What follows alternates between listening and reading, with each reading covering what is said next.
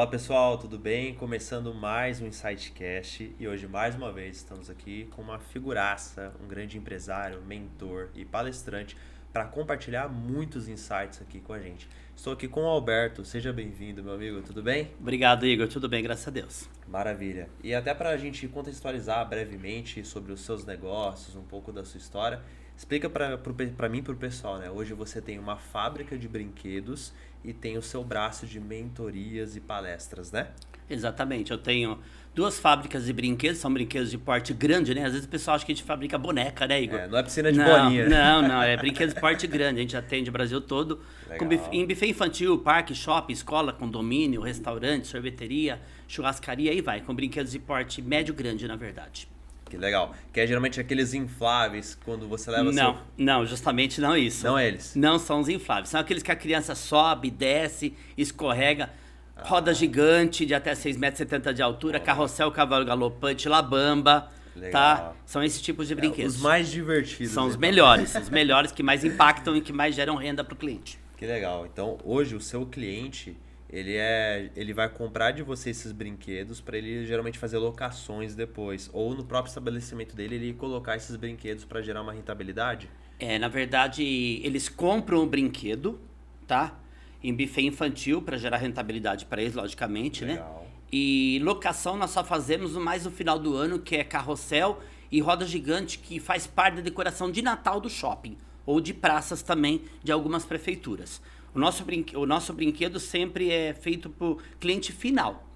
E o nosso brinquedo é um brinquedo impactante. Nós temos até aquele monorail, aquele trenzinho aéreo.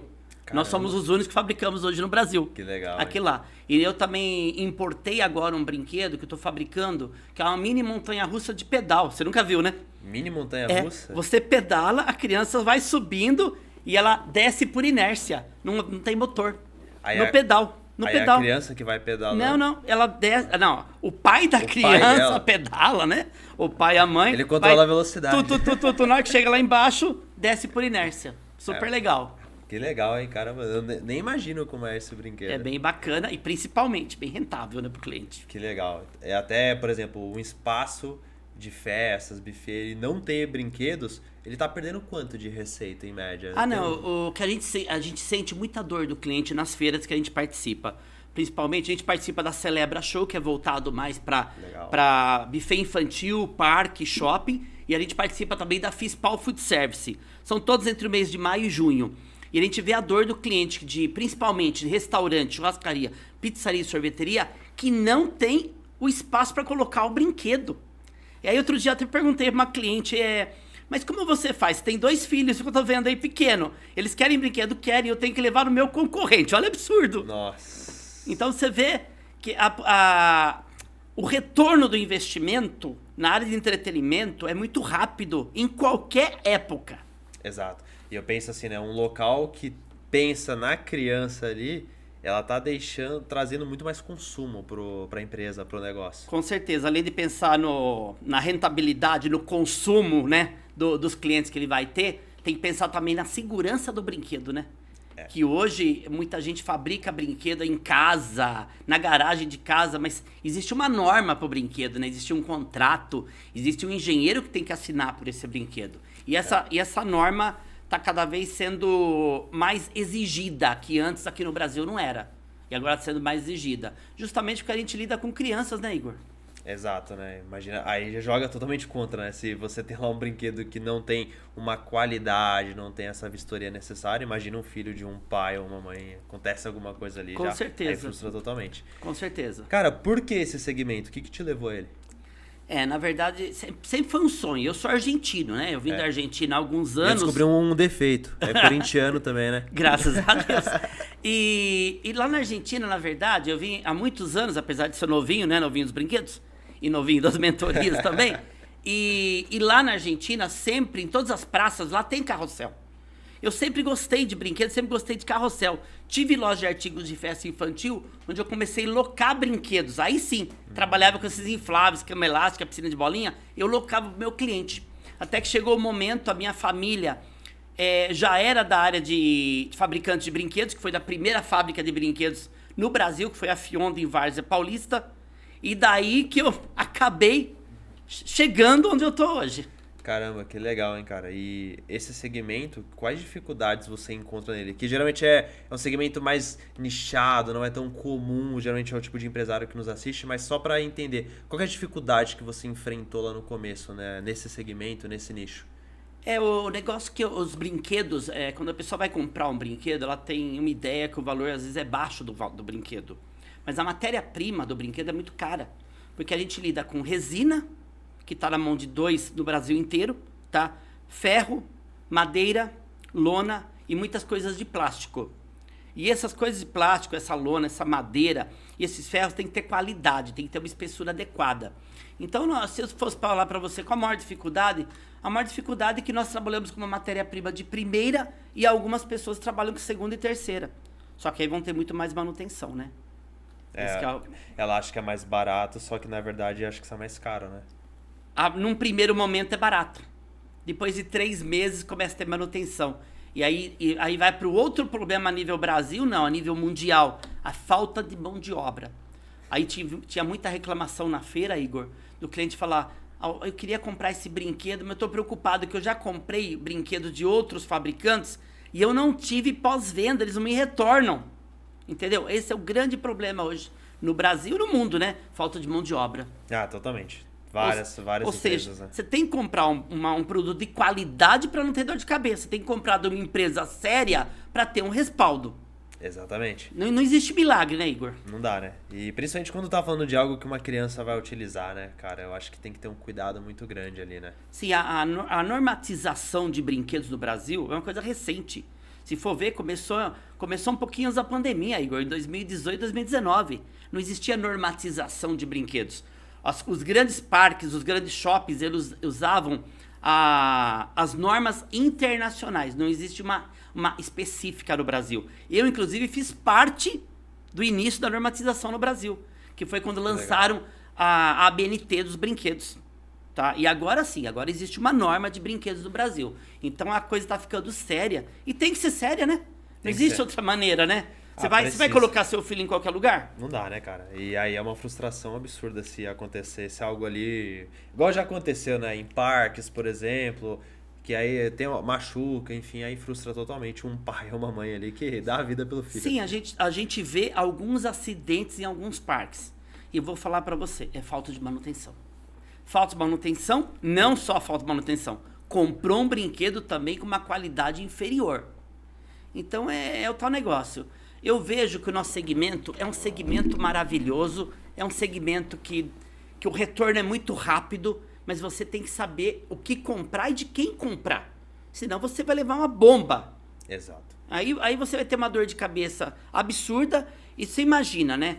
A gente atende grandes empresas, Coco Bambu, pessoal do Maurício Souza, a Turma da Mônica. Legal. E uma vez o próprio filho do Maurício Souza falou para mim, Alberto, se um lugar pequenininho comprar um brinquedo e tiver um problema, ele vai ter um problema. Agora, se eu tiver um problema, o Brasil inteiro fica conhecido. E para mim não importa se eu estou atendendo o Maurício Souza, se eu estou atendendo o Coco Bambu, se eu estou atendendo o McDonald's, ou se eu estou atendendo você, ou estou atendendo um cliente pequenininho. Para mim, todo cliente é importante. Exato. As empresas às vezes fazem algumas distinções, né? Mas não deve. Você tem a sua carteira de clientes ali e precisa ter uma excelência com todos eles, né? Porque segurança não tem distinção. Não dá pra ter. Ou você tem segurança ou você não tem segurança. Exatamente, perfeito. Quanto tempo que você já está nessa jornada empreendedora? Então, eu trabalho com... Eu comecei com fachada de buffet infantil. Aqueles bonecos de fibra de vidro. Ah, sei. Eu comecei com aquilo, aí depois eu parti para os brinquedos. Na verdade, eu sempre quis fabricar brinquedos diferentes. Tem até uma história. Eu tinha lançado um brinquedo que chamava OVNI, que eu vendi por alguns anos, que é o seguinte, todo mundo tem aquele Labamba, e eu também fabrico Labamba. Aí eu falo, quando a gente não tem nada para fazer, é que a gente tem a mente sossegado para inventar coisa diferente, né? Se é essa expressão. Levei meu carro para trocar o óleo e eu vi o elevador subindo com o carro e descendo. Eu falei, tá aí, eu vou colocar um Labamba para ele subir, descer e virar. Mas não é só subir, descer e virar. Vamos fazer uma coisa diferente. Fiz ele num formato de um OVNI, de um objeto voador.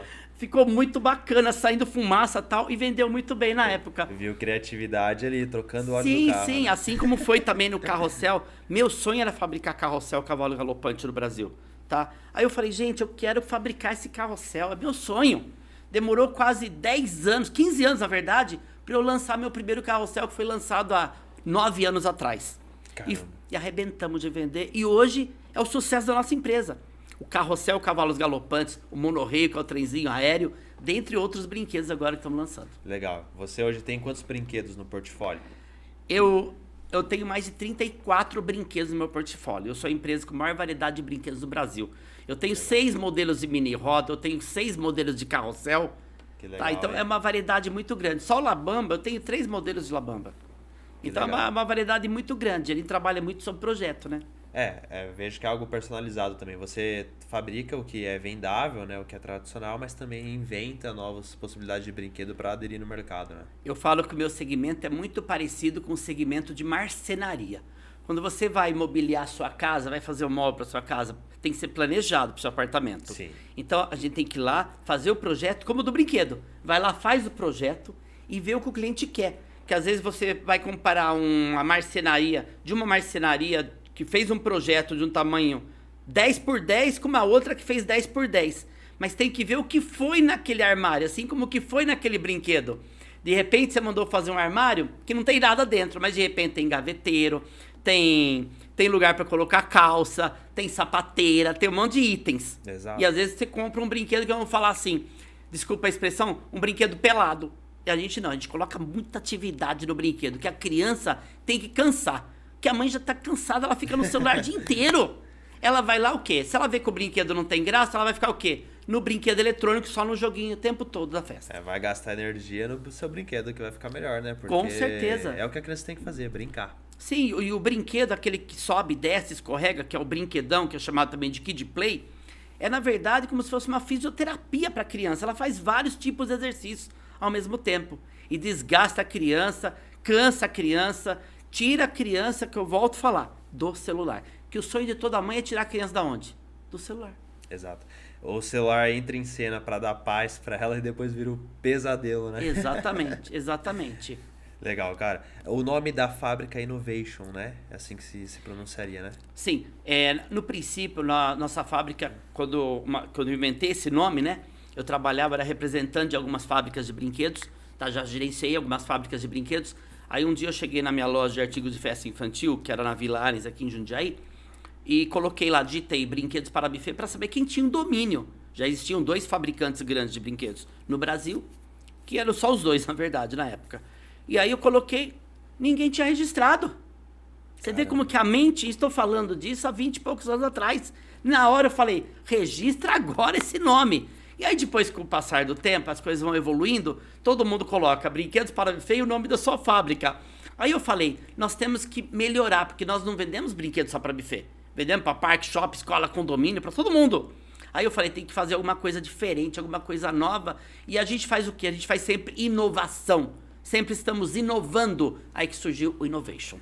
Que legal, hein? E um ponto que me chamou a atenção eu até hoje, quando eu conheço alguns empresários que têm 20, 30 anos de empresa, eu falo, cara, já registrou sua marca, por acaso? Que esse nome eu já vi em algum lugar. Fala, não, isso aí não é importante para mim. Você registrou a marca antes de começar a empresa, como primeiro passo. Tem que registrar, não só a marca, mas a logomarca, que é o carrosselzinho, que é a nossa logomarca. Tem que registrar, isso é importantíssimo. Exato, é proteger, né, o que você está criando. Sim, porque no Brasil a gente tem a ideia de que não precisa registrar nada, não vai acontecer nada, né? Não Sabe tem que eu já problema ouvi com nada. dizer? É um dinheiro que eu vou gastar e não vai me retornar nada, não é um investimento. Na verdade, o dinheiro que você vai investir, né? Isso é uma frase que eu falo pro meu cliente. Quando ele fala, eu vou gastar, você não vai gastar, você vai investir. Se for gasto, nem compre. Gasta o que não dá retorno. Não dá retorno, você vai investir. Porque um brinquedo que você vai comprar comigo, por exemplo, um brinquedo que ele vai pagar lá 20, 30 mil. Vamos supor. Quanto vai dar de retorno para ele? Esse brinquedo de 20, 30 mil, você acredita que pode dar de retorno para ele 10 a 20, até 30 mil por mês para ele? Caramba. Exatamente. Então ele paga rapidinho esse Paga investimento. rapidíssimo. É o que eu falo. É o investimento com retorno mais rápido no Brasil. É o setor de entretenimento e principalmente de brinquedo quando a gente fala de crianças. Legal. E é muito bom, né, cara? Porque é um mercado que Hoje você detém grandes nomes e conforme você vai focando nele, você vai tendo cada vez mais espaço nele, né? Fica difícil uma empresa hoje adentrar nesse mercado e competir de igual para igual com a Innovation, né?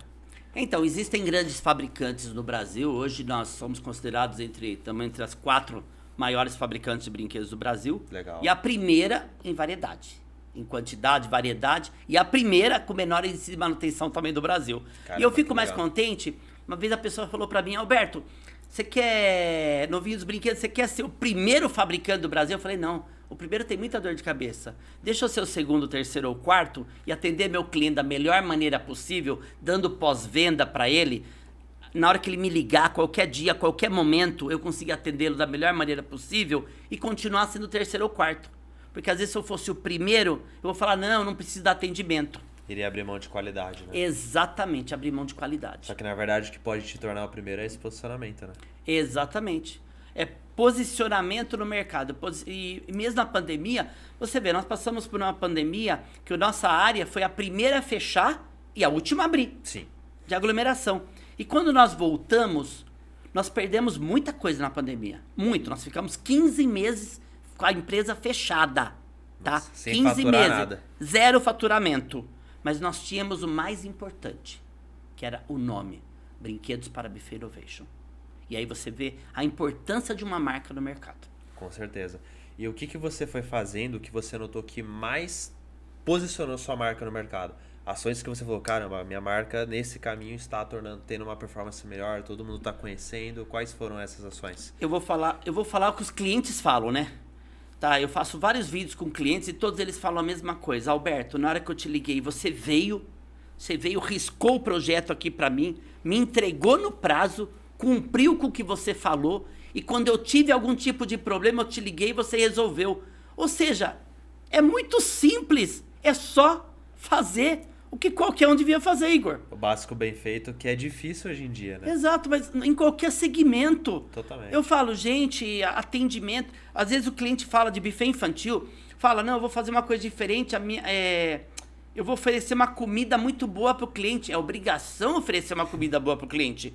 Eu não vou deixar sem passar salgadinho. É obrigação. O diferencial não está nisso. O diferencial está no atendimento, no pós-venda, no remarketing, tá? Eu vejo muito cliente aí, em vários segmentos, né? Que ele atende o cliente hoje, mas ele esquece do cliente. E esse cliente que volta, eu tenho clientes, a gente fala, né, que cartãozinho, aquele cartão tá ultrapassado, né? Folder também é uma coisa ultrapassada. Eu tenho clientes de 3, 4, 5 anos atrás que guardaram o meu folder da feira e estão comprando de mim hoje. Porque o meu cliente não é um cliente muito imediato. É um cliente que ele está construindo um sonho para ele. Às vezes ele está buscando local. Às vezes ele está construindo ainda um galpão para ter alguma coisa. Sim. Às vezes esse sonho pode demorar. Sim, pode demorar às vezes 6 meses, 1 ano. Mas às vezes pode demorar 3, 4, 5 anos. É natural, né? Tem uma janela. O que eu falo mais importante não é de quem você vai comprar. Você não quer ter dor de cabeça, compra de mim. Mas realize seu sonho. Faça o que você quer e entre nessa área. Porque essa área é uma área excelente. Totalmente. O que a gente vê empresas que têm sucesso, tanto na aquisição, crescimento, é quem olha muito para o cliente. Porque enquanto você tem a máquina gerando novos clientes, se você também está monetizando a sua base própria, a sua base recomprando porque gosta do seu produto, gosta do seu serviço, eles compram mais vezes e consequentemente te indica. Eu imagino que um grande canal de aquisição para você, com esse atendimento de excelência, é a própria base. A base compra mais brinquedos e indica quem quer comprar mais, provavelmente, né? Graças a Deus, nós temos muitos clientes que indicam a gente. Muitos, tá? Fora, logicamente, nós temos um CRM, nós temos uma organização por trás, nós temos gerente de vendas, Legal. Nós temos uma equipe, tá? E uma equipe qualificada e muito bem remunerada. E trabalha, e trabalha assim, você tem que gostar do que você trabalha. É o que eu falo, se você não gosta do que você trabalha, você tem que ir embora. Eu tenho até uma história, eu tenho uma prima que mora em Nova York, e eu tive lá alguns anos atrás, e o marido dela, americano mesmo, né? Aquele americano alto, né?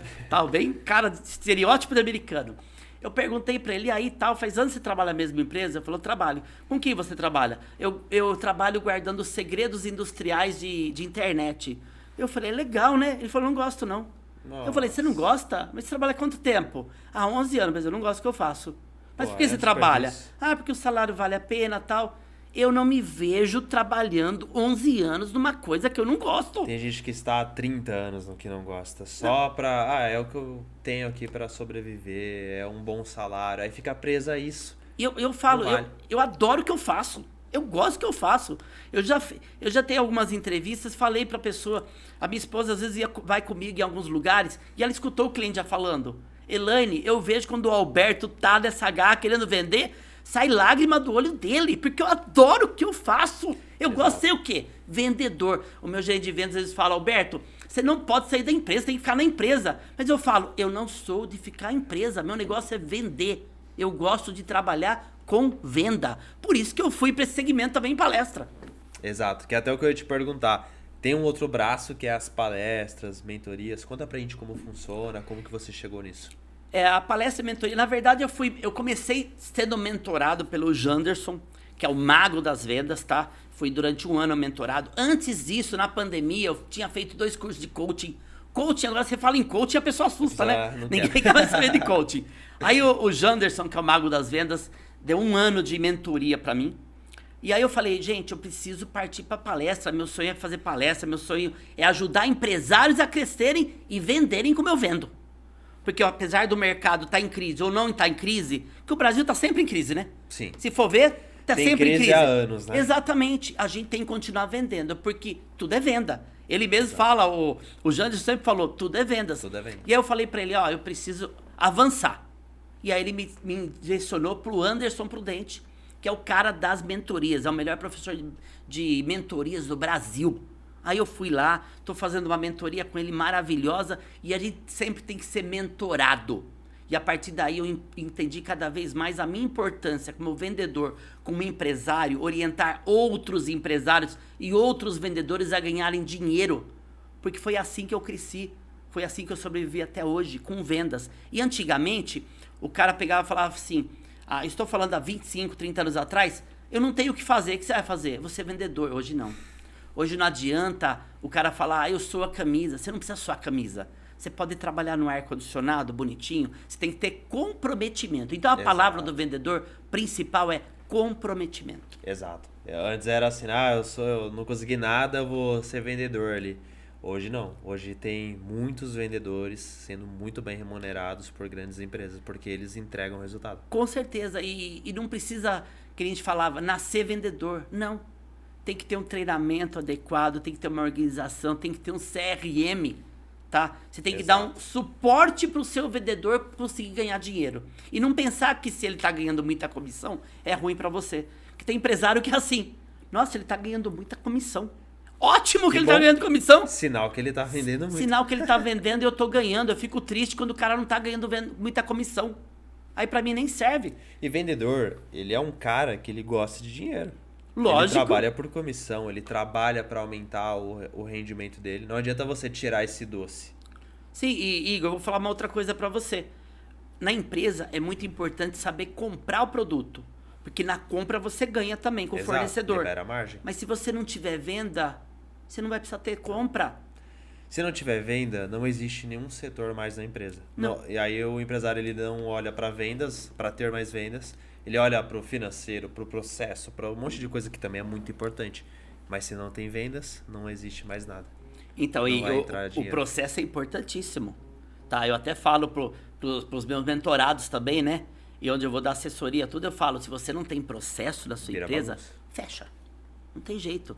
E existe aquele termo também que eu falo muito também nas minhas palestras, o empresidiário, já vou falar? É um empresário preso, né? Que é presidiário da própria empresa. Ele criou um emprego para ele. Ele criou um emprego para ele. Tá todo mundo ganhando dinheiro e tá reclamando que acha que não tá ganhando e ele não tá ganhando nada. Exato. O que você vê que esse empresário tem que torna ele empresidiário sem ele saber? É ele querer fazer tudo e não delegar nada? Quais são essas características? Eu vou te falar a verdade, eu já fui empresidiário. Acho que todos já fomos. Né? Todos já, exato, falou a verdade. Agora você tocou no ponto. Todos nós já fomos empresidiários. No começo e no meio, e talvez alguns aí com mais idade, muito tempo de empresa, ainda continuam sendo empresidiários. É que delegar é difícil às vezes. Sim, o meu gerente de vendas, eu acordei alguns anos atrás, quando ele chegou pra mim e falou assim, eu falei, ó, eu vou pra Campos do Jordão, vou ficar 4 ou 5 dias. Você não vai fazer isso? Você não pode largar a empresa? O que é isso? Tá louco? Aí nesse momento eu acordei. Eu falei, não. Se eu não puder largar a minha empresa, ela conseguir trabalhar sozinha durante 5 ou 10 dias, eu tenho que fechar a empresa. Que empresário que eu sou? Exatamente. Então, a gente tem que aprender. Nós temos direito, sim, como empresários, tá? A ter férias, nós temos direito a passear, a comprar bens também. Assim como o nosso funcionário. Eu sempre falo que o que eu mais gosto quando o meu funcionário chega pra mim e fala, ó, comprei um terreno, construí uma casa, troquei de carro. Impacta mais do que a gente mesmo. Sim, né? porque o que eu falo é o seguinte, Igor, eles estão vendo cada um o seu lado, tá? Cada funcionário tá vendo o seu lado. Eu tenho que ver o de cada um. Eu sei que por trás daquele funcionário tem uma esposa ou um marido, tem um filho, 2 ou 3 filhos. Existe uma família por trás daquilo. Totalmente. Então, a minha responsabilidade como empresário, eu sei muito, tá? Então, a gente fala, fica sem dormir hoje por causa disso? Não, empresário que fica sem dormir também não é empresário, tá? É porque é normal que no começo ele vai tudo bagunçado conforme o crescimento, só que é importante ele ir estruturando. Talvez ele vai até abrir mão de saúde, vai não dormir, enfim.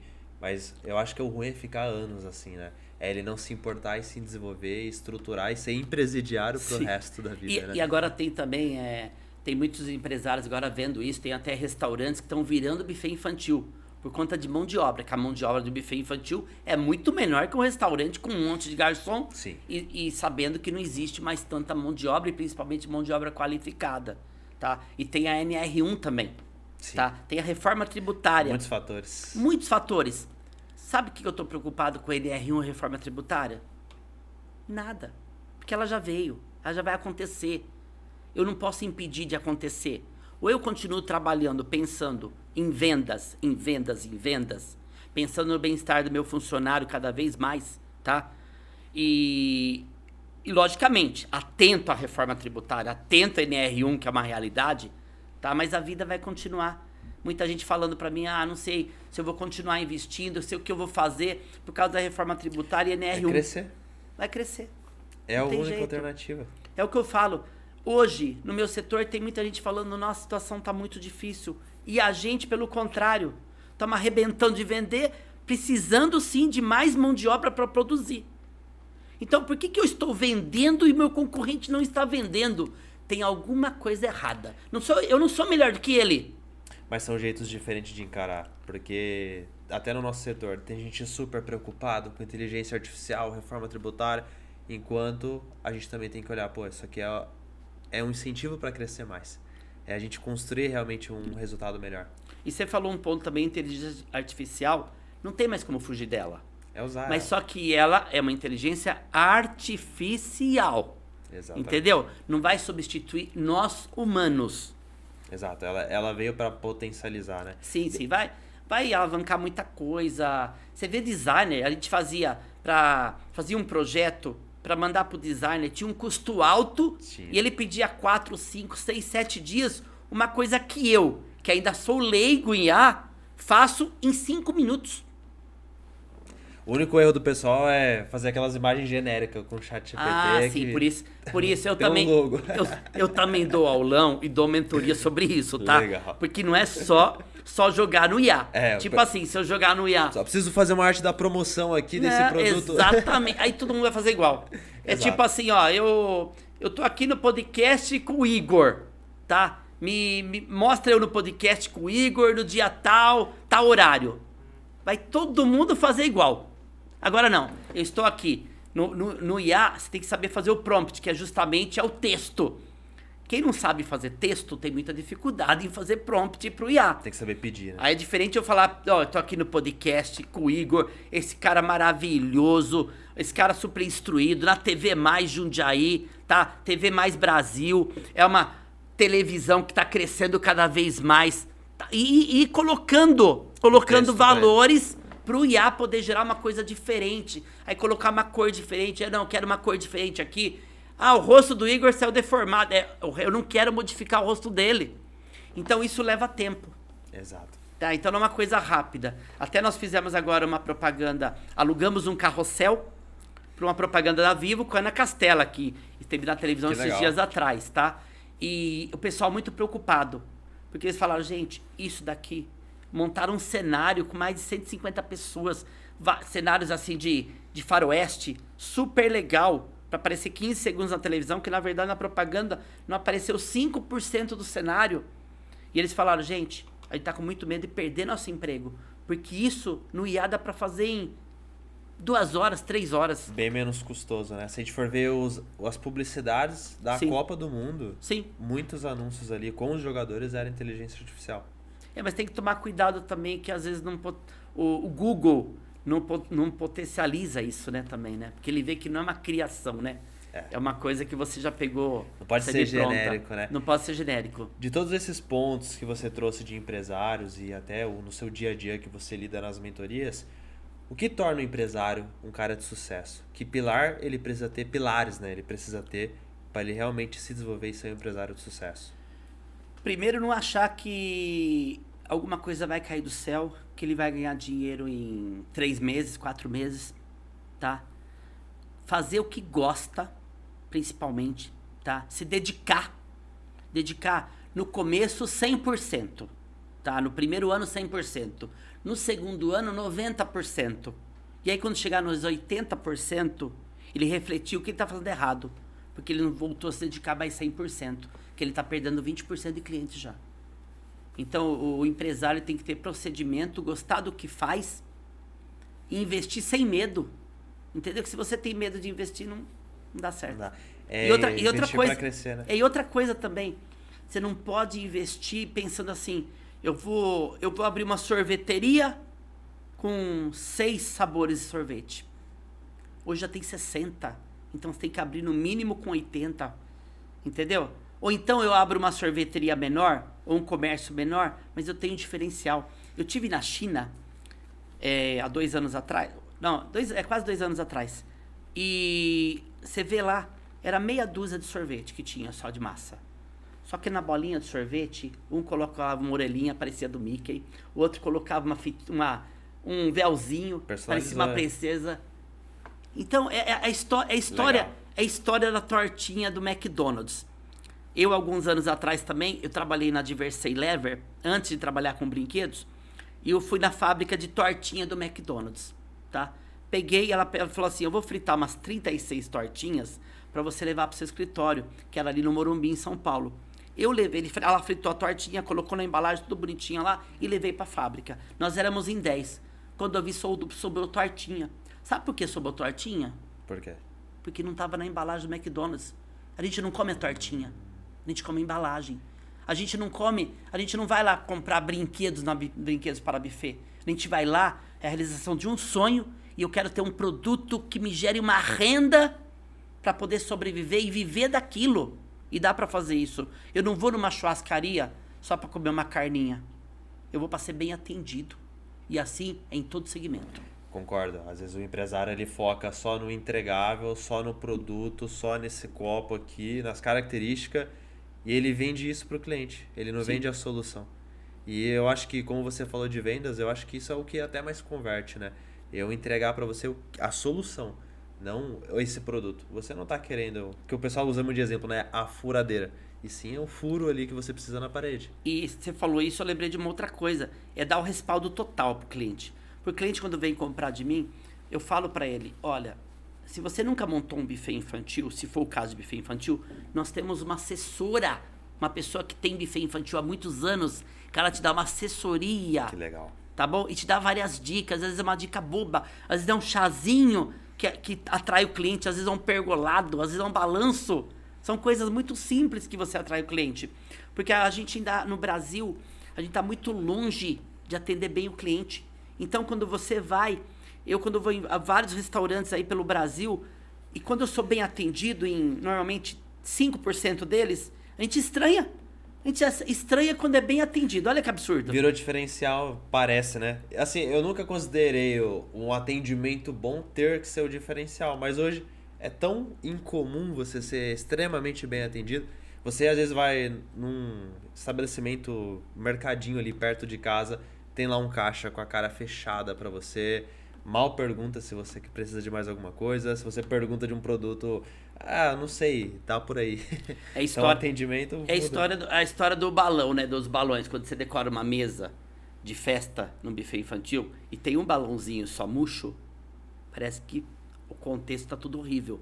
Quando você vai, a monitora lá do buffet infantil tá com cara emburrada, Nossa. ela vai ver todo o buffet. O salgadinho vai estar ruim, o ar-condicionado vai estar ruim, o refrigerante vai estar ruim e a festa inteira vai estar ruim.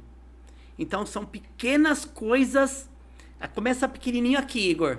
Lá na frente vai aumentando. Exatamente. Hoje, qual que é o seu principal foco do seu momento atual? É você potencializar cada vez mais a fábrica junto às suas palestras? Ou hoje você está direcionando um pouco mais de esforço para esse educacional? Ter palestras, mais mentorias? O que é o seu foco? Dá para levar os dois juntos, tá? A empresa, ela tem que andar sozinha. Eu não vou sair da empresa, tá? Eu adoro o que eu faço na empresa e eu vou tirar 2 ou 3 dias da semana para me dedicar à parte de assessoria. Não se fala mais palestrante também agora, né? Não se fala mais coach, não se fala mais palestrante. É que coaching pegou mal, né? Coaching pegou mal na época, né? E agora é uma assessoria para a empresa. Na verdade, mentorar as pessoas a ganharem dinheiro. E você só ganha dinheiro vendendo. Legal. Então, hoje você bate muito na tecla de vendas na empresa. Vendas, tudo é vendas. Como ele vai criar um processo comercial, contratar o vendedor certo. CRM correto. Tem muita empresa que não sabe o que é CRM. Sim, eu fiquei anos sem ter um CRM. Ficava aqui o CRM. Gente, eu não tenho teto de vidro. Eu não vou mentir pra você. Anos sem ter CRM. Gente, quanto de dinheiro que eu perdi por não ter CRM? Quanto de dinheiro que eu perdi por não ser organizado no passado? Totalmente. E é isso que eu quero passar para meus clientes. Principalmente um negócio como o seu, que tem essa janela de meses ou anos, igual você pontuou. Sim. Como você vai lembrar de um lead, de um cliente potencial de 3 anos atrás? Não tem como. Às vezes a empresa fala, eu estou pagando um curso de vendas para o meu funcionário. Tá bom. Mas ele está usando o curso? Às vezes você investe um CRM caríssimo. Mas ele está usando o CRM? Então não adianta só investir. Tem logicamente que cobrar. Agora, se o vendedor, ele vai na empresa hoje, ele fica no celular o dia inteiro e ele é comissionado, é uma falta de inteligência absurda isso, tá? Porque o momento hoje é ganhar dinheiro, o momento hoje é vender. Na China, eu falei pro pessoal na China, aqueles bichinhos de pelúcia, tá? Lá eles fabricam, um funcionário fabrica 1.200 bichinhos de pelúcia por dia. Um funcionário no Brasil fabrica 400. Nossa. É o mesmo bichinho. Mas é o quê? Bem menor a produtividade. Muito menor. Então não é só que o preço da China é menor. É porque eles produzem mais. Exato. Eles conseguem passar isso pro valor também. Teve um dado que eu vi uma vez que eu fiquei, abismado, só que eu falei, deve ser verdade mesmo. Um vendedor, ele pode passar até 70% do tempo dele, do dia, ocioso. Porque é o tempo que ele tá tomando um café ou vendo quem que ele vai ligar e ele passa só 30% realmente no bate ali, ligando, falando com o cliente, se comunicando de verdade. E tem além disso aí também, se você falar em termos de fábrica, de fabricação, tem todo um processo de produção. Eu tive uma pessoa do Senai, o Rogério Grangeiro, top o cara. Ele ficou 3 meses da minha empresa. Nossa, ele fez uma revolução. Porque tem também o processo de produção. Quanto tempo seu funcionário leva para chegar do ponto A ao ponto B? Tá? Se ele pode chegar do ponto A, não precisa ir até o ponto B ou C. Ele vindo aqui do lado dele, colocando uma mesinha, ele consegue fazer em menos tempo. Quantas vezes ele abaixa para pegar um ferro por dia? 50 vezes. Se ele pode cortar e colocar na mesinha e abaixar 5 vezes. São pequenas coisas, né? São pequenas coisas que fazem um grande empresário, uma grande empresa. Legal. Até falando desses pequenos detalhes, qual que foi aquele detalhe que virou a chave? Virou realmente o resultado da água para o vinho? Se foi um detalhe ou mais de um, o que fez você subir o patamar? Eu acho que nós tivemos 3 grandes fases na nossa empresa. Primeira foi quando nós fomos para um programa de TV também, tá? Foi o Pequenas Empresas, Grandes Negócios. Legal. Foi em 2005. Esse é da minha época. Acho que foi 2015. 2015, tá? Depois, quando eu peguei e falei assim, gente, vamos começar a fabricar o carrossel. Ninguém queria fabricar o carrossel cavalo galopante. Foi uma virada de chave. do carrossel. Era muito trabalhoso para fabricar? É muito trabalhoso. Fazer o cavalo são 14 peças. Nossa. Por isso que não é qualquer um que fabrica. O pessoal quer fazer as coisas, mas né? tem que ter estrutura, acabamento. Você vê um cavalo, ele exige um molde, tem que ter a fibra, depois você tira da fibra, tem que juntar, tem que laminar de novo, tem que dar acabamento, e acabamento, e acabamento, aí depois tem que jogar primer, depois tem que pintar. E é tudo muito artesanal isso. Não tem que você envelopar o cavalo. Entendeu? Então, são vários processos. Então, foi o programa, depois foi o carrossel, o cavalo galopante. E foi várias coisas foram surgindo. Agora, o que fez muito sucesso nessa última feira foi o nosso mini montanha-russa de pedal. Que é exclusiva e única no Brasil. Só existe uma que tem, que é a Montanha Ursa, que é conhecida lá em Gramado, no Cria Amigos. Tá? É o único lugar que tem no Brasil. E agora, tem aonde? Na Brinquedos para Ferrovation. Que legal, hein? Só que a gente já colhe alguns insights. Você teve exposição, que virou a chave, quando você foi para um programa, se expôs à marca. Sim. E inovação em produto. Hoje, com bons produtos diferentes no mercado, torna você mais único. E isso trouxe também mais exposição e mais clientes. Com certeza. Que legal. Até a gente geralmente tem uma cultura para encerrar, que é sempre o empresário que está sentado aqui, ele escolher um único insight, um conselho, uma mensagem para ele passar para os empresários que estão assistindo. Pode ser sobre negócios ou sobre vida. Qual seria essa mensagem, esse conselho que você passaria para quem está assistindo a gente? Eu acho que você tem que pegar alguma coisa da sua vida, que marcou na sua vida, para alavancar, tá? Eu perdi minha mãe com 5 anos de idade. Ela morreu de câncer de mama. E ela sempre falou uma coisa: nem que for para eu trabalhar de empregada doméstica, meu filho vai ser alguém na vida. Ele vai crescer, tá? Ele vai ter pessoas para trabalharem para ele. E não que você ser funcionário é ruim. Tem muito funcionário que tem salários altos e trabalha naquilo que gosta. Tem funcionário ganhando milhões. Sim, funcionário ganhando milhões. Mas eu nasci para ser empreendedor, eu nasci para ser empresário. Isso é uma coisa que minha mãe já plantou lá atrás. Então, pegue alguma coisa, pegue um foco, você é empresário, tá? O que você mais gosta de fazer? O que marcou sua vida? O que você vai falar o dia de amanhã? Não, eu trabalhei naquilo que eu gosto, tá? Se eu tive alguém que plantou alguma coisa por mim ou não é o problema principal.